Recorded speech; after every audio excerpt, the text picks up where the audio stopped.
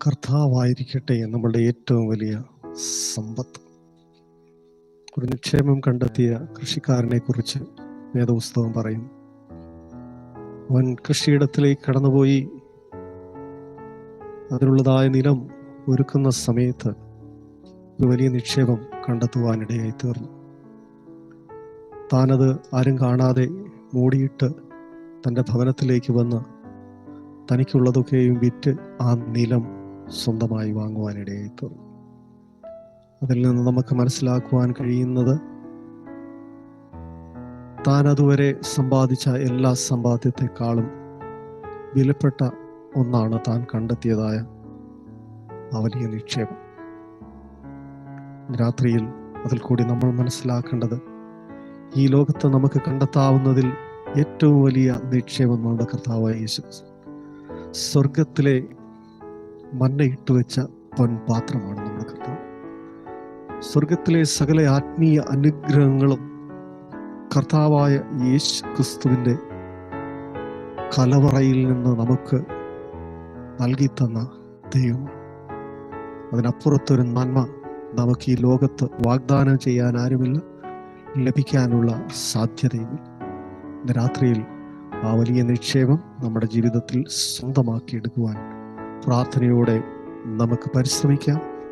ഒരു വേദഭാഗം കൂടി നമുക്ക് ദൈവസന്നിധിയിൽ വായിക്കാം. 88-ാം സങ്കീർത്തനം അതിൻ്റെ പ്രാരംഭ വാക്യം മുതൽ ഇങ്ങനെ വായിച്ചു തുടങ്ങുന്നു. എൻ്റെ രക്ഷയുടെ ദൈവമായ യഹോവേ, ഞാൻ രാവും പകലും തിരുസന്നിധിയിൽ നിലവിളിക്കും.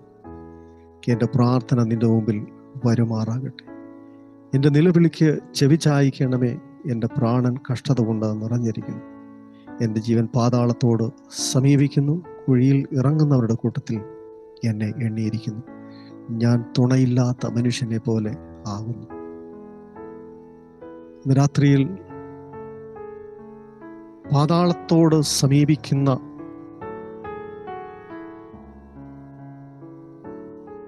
അനുഭവത്തിൽ കഷ്ടതകൾ കൊണ്ട് നിറഞ്ഞ ഒരനുഭവത്തെയാണ് നമുക്കിവിടെ കാണാൻ കഴിയുന്നത്. നമ്മളൊക്കെ നാശകരമായ കുഴിയിലും കുഴഞ്ഞ ചേറ്റിലുമായിരുന്നു.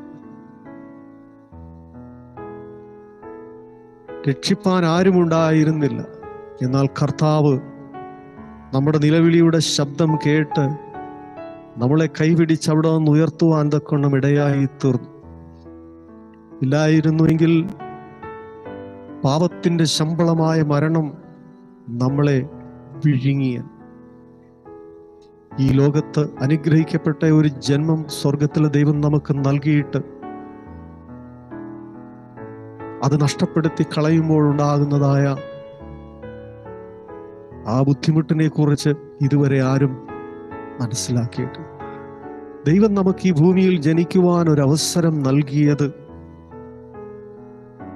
നമ്മുടെ ശ്രേഷ്ഠത കൊണ്ടോ നമ്മുടെ കുടുംബ മഹിമകൾ കൊണ്ടോ നമ്മുടെ ഏതെങ്കിലും യോഗ്യതകൾ കൊണ്ടല്ല എന്ന് നമ്മൾ തിരിച്ചറിയും.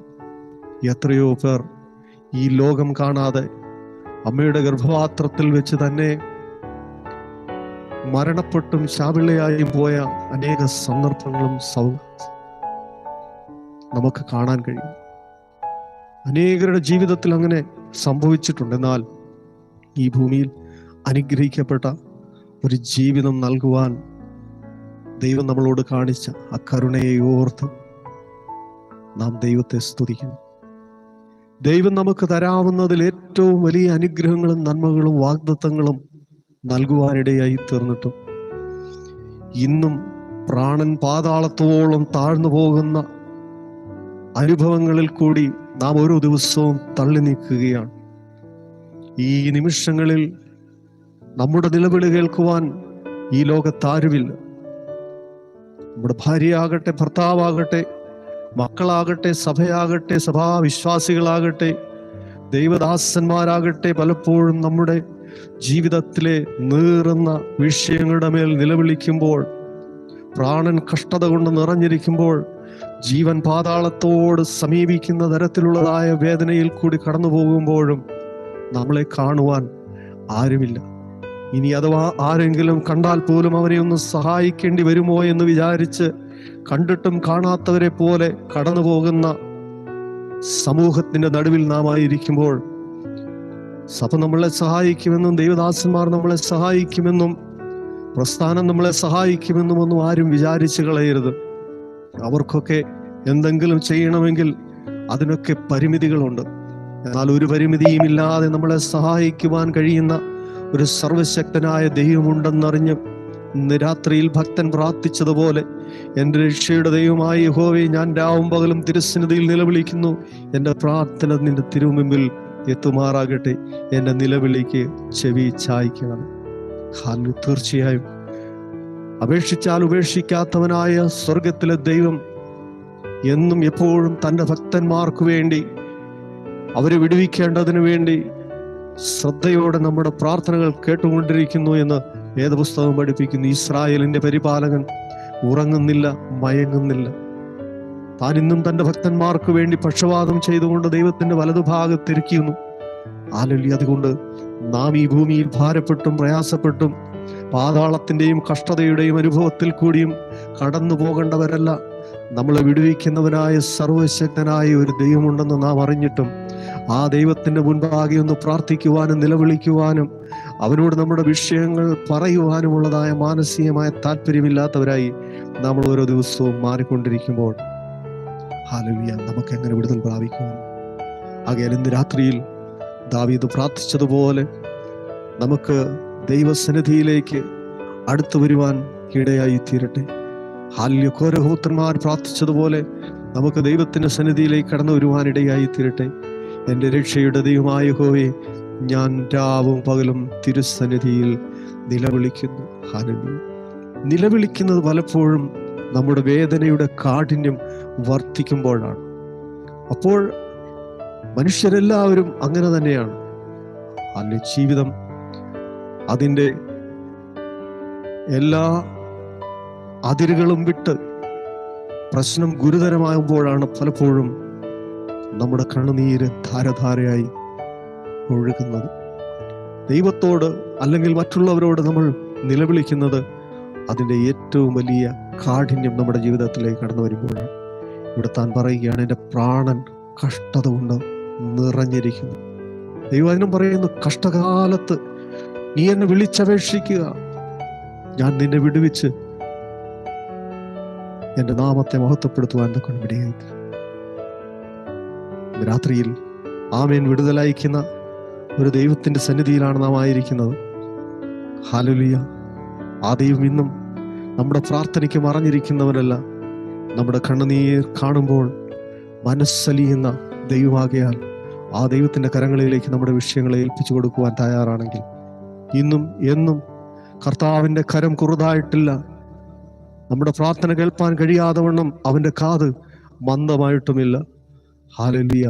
രാത്രിയിൽ നാം ശവക്കുഴി കാണാതിരിക്കേണ്ടതിന് ആമേ സ്വർഗത്തിലെ ദൈവത്തിന്റെ ഭാഗത്ത് നിന്നൊരു വിടുതലുണ്ടാകുവാൻ, ആ പാതാളത്തിന്റെ അടിത്തട്ടോളം താണുപോകാതിരിപ്പാൻ, രക്ഷപ്പെടുവാൻ കഴിയാത്ത നിലയിൽ നാം ആയിപ്പോകാതിരിപ്പാൻ പ്രിയ ദൈവമക്കളെ ദൈവത്തിന്റെ മുൻപാകെ പ്രാർത്ഥിക്കുവാൻ തയ്യാറാണെങ്കിൽ ആമേൻ, സ്വർഗത്തിലെ ദൈവത്തിന്റെ കൃപ നമ്മളോട് കൂടെ ഇരിക്കും. ഹല്ലേലൂയ. നമ്മുടെ വേദന എന്തുമാകട്ടെ, നമ്മുടെ ദുഃഖങ്ങൾ എന്തുമാകട്ടെ, നമ്മൾ കടന്നു പോകുന്ന പ്രതിസന്ധികൾ എന്തുമാകട്ടെ, നമ്മുടെ ദൈവത്തിന് മുൻപാകെ ആമേൻ സ്തോത്രം, അതൊന്നും ഒരു വലിയ കാര്യമില്ല. ഇസ്രായേൽ ജനത്തിന്റെ ആമേൻ പ്രതിസന്ധികളെ കുറിച്ച് നമുക്കറിയാം. അടിമത്വത്തിന്റെ അനുഭവം, എങ്ങോട്ട് തിരിഞ്ഞാലും ശത്രുക്കൾ, പ്രതികൂലങ്ങൾ, വന്യമൃഗങ്ങൾ, അന്യരാജാക്കന്മാർ, ചൂടേറിയ കാലാവസ്ഥ, ആമേൻ എന്തെല്ലാം പ്രതിസന്ധികളാണ് അവർക്ക് മുൻപായി കടന്നു വന്നത്. എന്നാൽ അതിൻ്റെ എല്ലാം നടുവിൽ ആമേൻ വിടുതലായി ഇറങ്ങി വന്ന ഒരു ദൈവത്തിന്റെ കരം നമുക്ക് കാണാൻ കഴിയും. തൻ്റെ ഭക്തന്മാർക്ക് വേണ്ടി മാത്രം വെളിപ്പെടുന്ന ആ ദൈവകൃപയുടെ അളവറ്റ വലുപ്പം ഇന്ന് രാത്രിയിൽ നമ്മൾ തിരിച്ചറിയാതെ പോകുന്നെങ്കിൽ നമ്മുടെ ജീവിതം പാതാളത്തിൽ നിന്ന് വീണ്ടും അതിൻ്റെ അഗാധതയിലേക്ക് താണുപോകുവാനിടയായി തീരും. അതുകൊണ്ട് ഈ വചനം കേൾക്കുമ്പോഴെങ്കിലും തിരിച്ചറിഞ്ഞ് ഒരു വിടുതലിനായി സർവശക്തനായ ദൈവത്തിന്റെ മുഖത്തേക്ക് നോക്കുന്നെങ്കിൽ അവന്റെ മുഖത്തേക്ക് നോക്കിയവർ പ്രകാശിതരായി അവരുടെ മുഖമോ ലജ്ജിച്ചു പോയതെന്ന്. ഹല്ലേലൂയ. പ്രിയ സഹോദരങ്ങളെ, ദൈവം നമ്മുടെ വേദനകൾ കാണുന്ന ദൈവം. നമ്മുടെ കണ്ണുനീർ കണ്ട് മനസ്സലിയുന്ന ദൈവമാണ്. നമ്മുടെ പ്രാർത്ഥനയ്ക്ക് ഉത്തരം തരുന്ന ദൈവമാണ്. ആ ദൈവത്തിൻ്റെ സന്നിധിയിലേക്ക് നമുക്ക് അടുത്ത് വരാം. അവൻ്റെ കരങ്ങളിലേക്ക് നമ്മുടെ വിഷയങ്ങളെ ഏൽപ്പിക്കാം. വിഷയം എന്തുമായിക്കോട്ടെ. ഇന്നത്തെ ലോകം കടന്നു പോകുന്ന വിഷയങ്ങൾ നിരവധിയാണ്. ഇന്നത്തെ ദൈവമക്കൾ കടന്നു പോകുന്ന വിഷയങ്ങൾ നിരവധിയാണ്. വചനം പറയുന്നു, ഈ അന്ത്യകാലത്ത് ദുർഘട സമയങ്ങൾ വരും. അനേക ദുർഘട സമയങ്ങളിൽ കൂടി മനുഷ്യൻ കടന്നുപോയിക്കൊണ്ടിരിക്കുകയാണ്. വിശ്വാസികളും അവിശ്വാസികളും, മനുഷ്യ സ്വസ്നേഹികളും അമ്പ് പറയുന്നവരും, അമ്മപ്പേനാരെ അനുസരിക്കാത്തവരും, രാഷ്ട്രീയക്കാരും ഏഷണിക്കാരും അമ്പ് പറയുന്നവരും, ദൈവപ്രിയമില്ലാതെ ഭോഗപ്രിയരായ ദൈവത്തിന്റെ ശക്തിയെ ത്യജിക്കുന്ന ഒരു വലിയ സമൂഹത്തിന് നടുവിൽ കൂടി നമ്മൾ കടന്നു പോകുമ്പോൾ നമുക്ക് ഈ ലോകത്ത് സ്വസ്ഥതയും സമാധാനവും ഒന്നും ലഭിക്കുവാൻ യാതൊരു സാധ്യതയുമില്ല.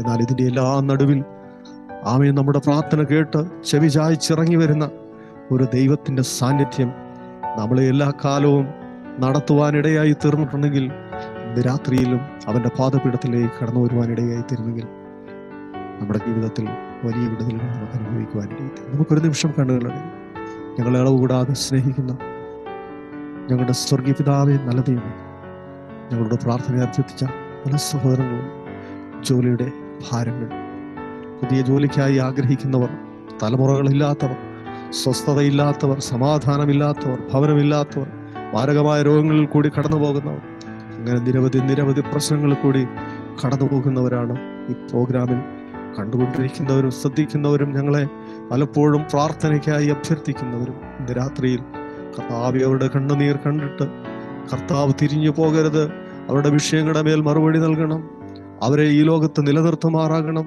കർത്താവിൻ്റെ സന്നിധിയിൽ അവരുടെ ആത്മാവും പ്രാണനും ദേഹവും അനന്യമായി വെളിപ്പെടും വണ്ണം നമുക്ക് കാക്കുമാറാകണം. സൗഖ്യം നൽകണം, വിടുതലയക്കണം, പ്രശ്നങ്ങൾക്ക് പരിഹാരം നൽകി അവരെ സഹായിക്കണം. യേശു ക്രിസ്തുവിൻ ധന്യമേറിയ നാമത്തിൽ ആമേൻ. ദൈവം നമ്മളെല്ലാവരെയും അനുഗ്രഹിക്കട്ടെ. സഹകരിച്ച എല്ലാ പ്രിയപ്പെട്ടവർക്കും ക്രിസ്തു യേശുവിന്റെ നാമത്തിൽ നന്ദി അറിയിക്കുന്നു. Thank you. God bless you.